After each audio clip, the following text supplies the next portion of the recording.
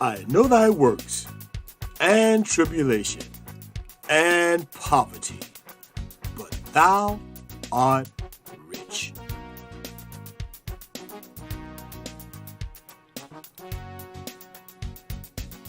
Welcome to the Black Excellence and Abundance Channel.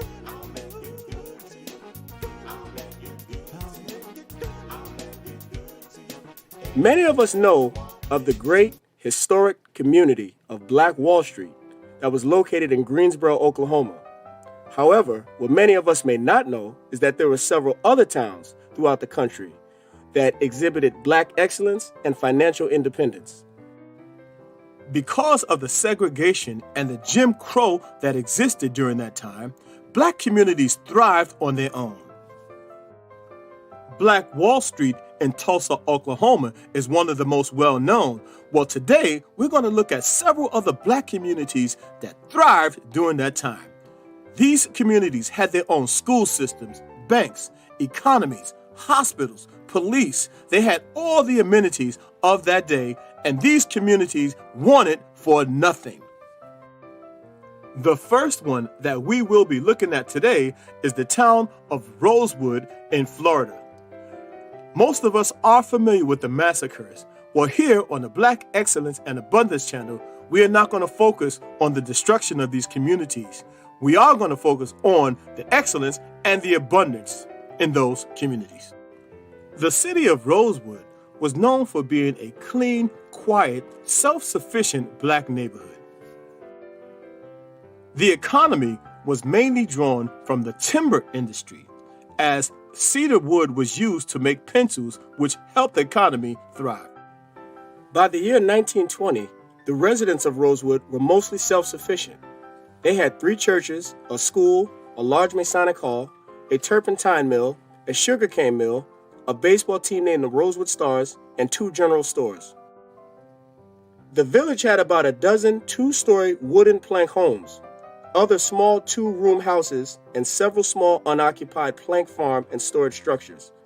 Some families owned pianos, organs, and other symbols of middle-class prosperity. Rosewood is remembered by the survivors as an independent, thriving, happy place. The next thriving community that we will be looking at is a community called Slocum in Texas. Slocum, Texas was part of the East Texas oil field, which remains one of the largest ever in the continental United States, encompassing 5 counties. Unlike most Texas communities in the early 20th century, the unincorporated town of Slocum, like Rosewood, Florida, was largely African American, with several Black citizens having owned considerable amount of property.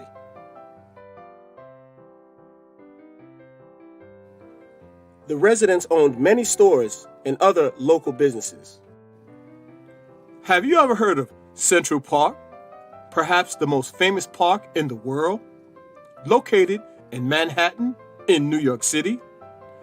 Well, prior to becoming Central Park, this was a Black community known as Seneca Village.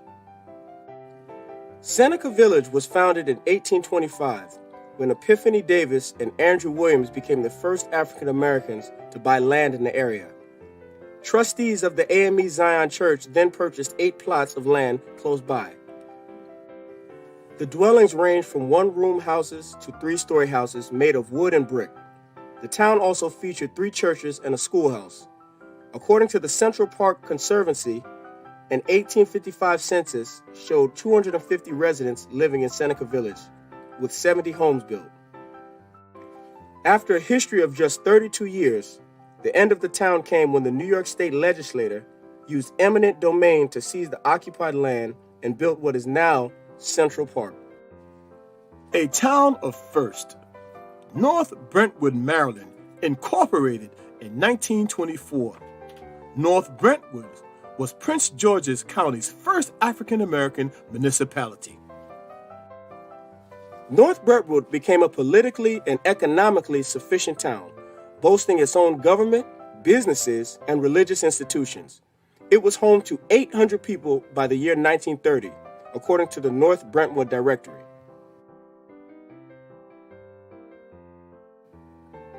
The city was occasionally flooded after heavy rains, but a levee was finally built by the United States Army Corps of Engineers in the 1950s. It still exists today, with a population of 517, according to the recent census. Another town that's still in existence today is called Weeksville, New York. Although not known by that name, the name that you may recognize is Bedford-Stuyvesant, Brooklyn. And I must admit, it's my hometown. It's where I was born, where I grew up. Weeksville was formed in 1838 by a black freedman named James Weeks after he purchased a large amount of land from Henry C. Thompson, another free black man.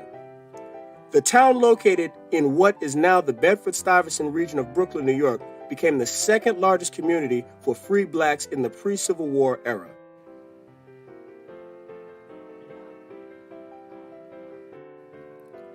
It also became a safe haven for blacks fleeing slavery in the South and a refuge for northern blacks trying to get away from racial turmoil and violence in other parts of the country.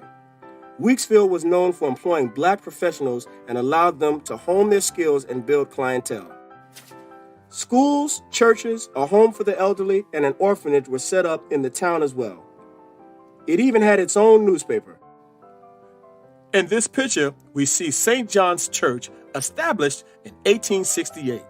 This church is still in existence today in the same spot. Brooklyn, by the way, is known as the borough of churches. Now, the town of Mount Bayou, Mississippi, was known as the Land of Promise, an all-black town located in Yazoo Delta of northwest Mississippi. Established in 1887 by Isaiah Montgomery and 12 other pioneers, the town was considered a new land of promise for black Americans. According to blackpast.org, an online reference guide to African American history, this promise included self-help, race pride, economic opportunity, and social justice.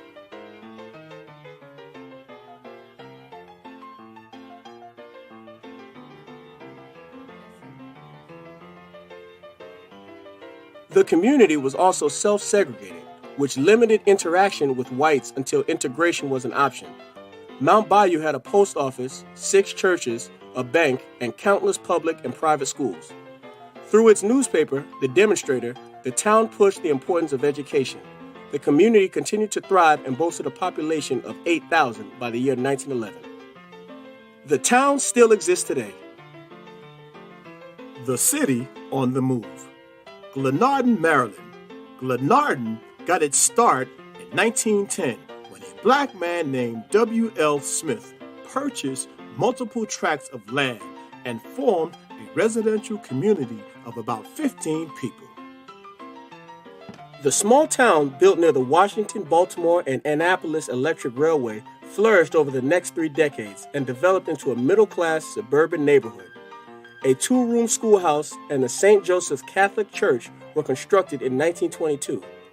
The community then petitioned the state legislature for incorporation as the town of Glenarden, according to the City of Glenarden's official website. The charter was approved on March 30th, 1939, making it the 3rd predominantly African-American organized town in the state of Maryland. By the late 1940s, there were 51 houses in the area, along with a post office, barbershops, 2 restaurants, a dry cleaner, and a gas station. The name of the community was also changed from the town of Glenarden to the city of Glenarden in April 1994. Lastly, but certainly not least, is the town known as the Black Ghost Town, Blackton, New Mexico. This modest town of Blackton was founded by Frank Boyer and Ella Louise Magruder. It was the first all-black settlement in the New Mexico Territory. By 1908, Blackton was home to approximately 300 residents and 25 families. Altogether, these families owned about 15,000 acres of land. The town was complete with a blacksmith shop, post office, hotel, and the Blackton Baptist Church. which doubled as a schoolhouse. Cotton, onions, sugar, beets, and cantaloupe were among many crops grown on the land. Of all the towns on our list, this is the westernmost town, as it was located in New Mexico.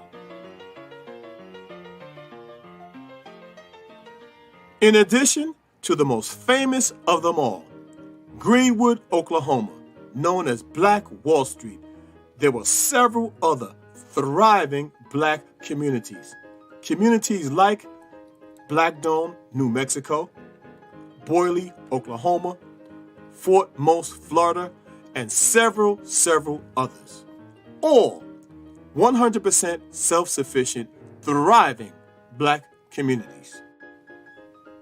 Yes, folks, these communities were self-contained, thriving black people who just simply mind their own business. There's no telling the wealth that these communities would have had to this day had they simply just been left alone. The Black Excellence and Abundance Channel, where Black history is. Thanks for watching. Please remember to like, comment, share, and subscribe. And as always, Thou art rich.